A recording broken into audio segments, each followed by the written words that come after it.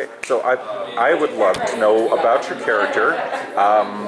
When I read who you are voicing, I was like, wow, that is great, because I've gotten to know the character in the recent books and some of the comics, and I'm like, this is so cool that they're taking a different approach. Can you tell me about the preparation for it and the research and anything that you're allowed to tell me about how she fits into the game, please? Prep? Okay. Whatever you Well, I want. would say I read so it's 8 years since she came off the page to now screens, to VR screens. So I read the book, I guess, 5 years ago. I just came across it. So when I saw the casting and I found out I was booked and I saw her name, I said, wait, Zula Hendricks? I think that's Alien. And then when I found out, I was like, oh my gosh, this is amazing, because sci-fi is and horror pretty important in my family. So I'm like, all right, this is very cool. So in terms of preparation, I think the really cool thing about voiceover and voiceover acting is it's a collaborative process. So it's not just me barking the line, it's me working with the creative teams and the director and the writers to build a world. So what we did is we built a world based on the 45-year legacy of Alien and bringing this franchise to VR in a way that's never been done before, and it's going to really create, I think, some memorable gameplay, some memorable experiences. You're going to see, you're going to hear, you're going to feel, you're going to experience this franchise in a way you would never have in the past. Thank you. So how difficult is it in a role where there's so much suspense and horror, but you're a voiceover, so you're not like on a stage or anything? How difficult is it for you to like create that feeling of apprehension and terror? I think what's really cool about voiceover is that your director is your coach, and your creative team, they are part of the people that help you build this world. So they're giving you cues to help you to feel the senses. So whether it's sense memory, whether it's you projecting yourself, imagining yourself in these spaces, I think oftentimes voice acting can be the most difficult kind of acting, because you don't have costumes, you don't have scenes, you don't have sets. You have to really go there in your mind. And so for me, it was recalling reading the book, seeing the Alien franchise through all these years. I wasn't here in the 70s, but going back and looking at the original concept from Ridley Scott and understanding the world, I think I was able to take all the data, input it, and then real time work with an amazing creative team that's got a high standard of care to bring Zula to life and to bring the world to life. And you're going to see shortly, and hopefully that you'll enjoy. What type of pressure did you guys feel taking on a franchise iconic as Alien, from this 40 years old, multiple movies, multiple books, multiple comic books, multiple video games, this kind of, that task to take on has got to be kind of daunting at first. I think that taking on any franchise that has longevity, that has a large fan base that's beloved, like you said, there's always a pressure to be authentic. And that was our goal first and foremost. We wanted to be authentic. We wanted to look, feel, sound just like the Alien film franchise. So in VR, it's critical that you immerse the player in the world. So that means the music, the sound effects, the visual effects, the lighting, the voiceover, everything has to come together in a way that feels like you've been dropped right into the film. So that was our first goal. When we did our original proof of concept, we'll say, did it feel like the film? Did it look like the film? Did it sound like the film? And once we unlock that, then we just iterate. We go over and over again. We make more of it. We test it with fans. And we get the feedback from the fans to help us dial it in. So I have a question for you. Zula Hendricks has been a significant part of the Alien lore since her introduction in the comic series Alien Defiance in 2016. But this is the first time she's had to be, voiced and acted. Did you look back at any of her previous appearances to prepare you for bringing her alive? Definitely. I mean, you want to be informed as an actor. You want to be authentic as an actor. You want to make sure that you're staying in line with what's happened in the past. So I did read the book years prior, but I went back right away. Let me refresh. And also went back to watch the films again, because I want to say, what did I forget? What are some terms that I forgot, or some essence that I forgot? So that my intention, real-time recording, would be in line with what we're building. So I think I've done that. I think. Absolutely. And just like Sonny was saying, the director plays a big part in that, and we would share out all of Zula's comic books with everyone that's touched the project. We just want people to have context. And when we got into the recording sessions with Andia, we showed her the game. This is what it looks like. This is what your character's doing. This is what your character's feeling. Trying to provide as much context and backstory in the moment as humanly possible, because we know she's going to take that and turn it into a performance that feels visceral and real and true to character. So, with the VR experience, I think the Alien franchise has a really good fit with VR, just like horror in general does. What's your personal experience with VR? Do you have any personal experience with VR yourselves? How does this kind of fit the VR landscape, I guess? Well, I could say unequivocally, Alien was meant to be in VR. The idea of atmosphere, miasma, the interactivity of the world, the fact that you can reach out and touch things, the physicality of it, taking your pulse rifle, popping out a magazine, slapping a new one in, racking it, that sort of thing. That sort of interaction is, you only get it in VR.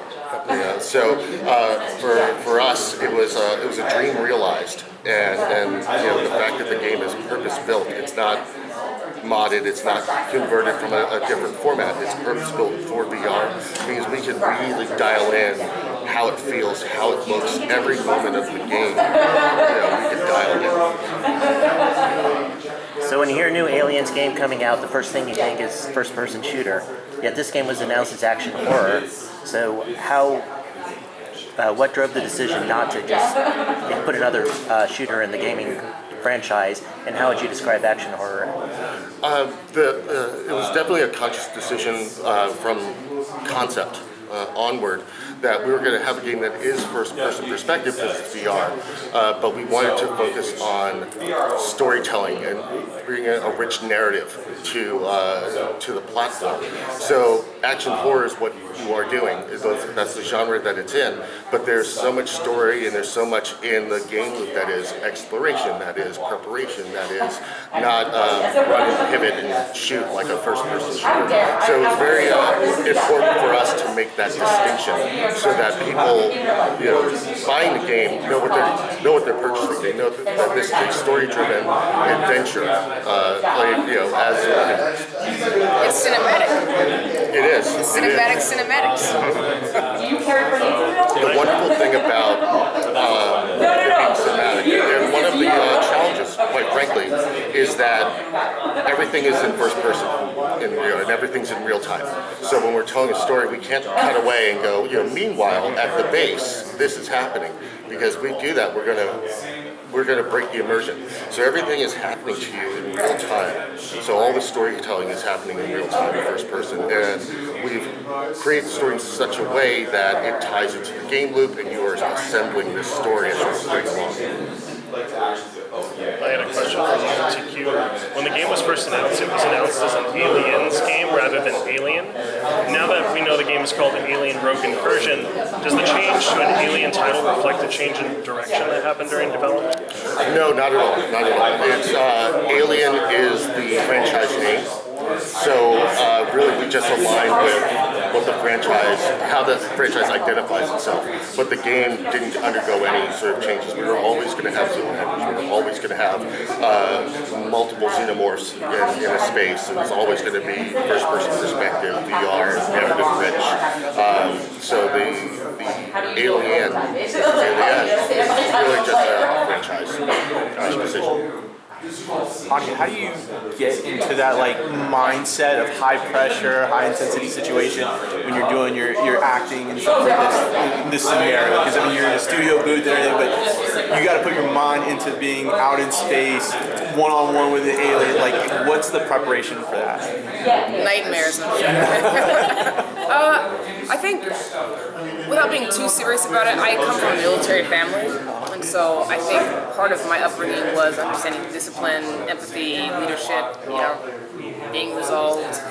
And also I played professional sports and I was a elite athlete, so this idea of being coached, this idea of mission-based performance, it all ties into military operation, right? And so even though this is a fictional military operation, this is in the future, this is in space, this is something that I do day to day to help achieve things I've done throughout the different iterations of my life. So I think when I get into the booth and the directors on the other side of the glass, and TQ and Zoe and the writers and the creatives, I'm ready to go to work.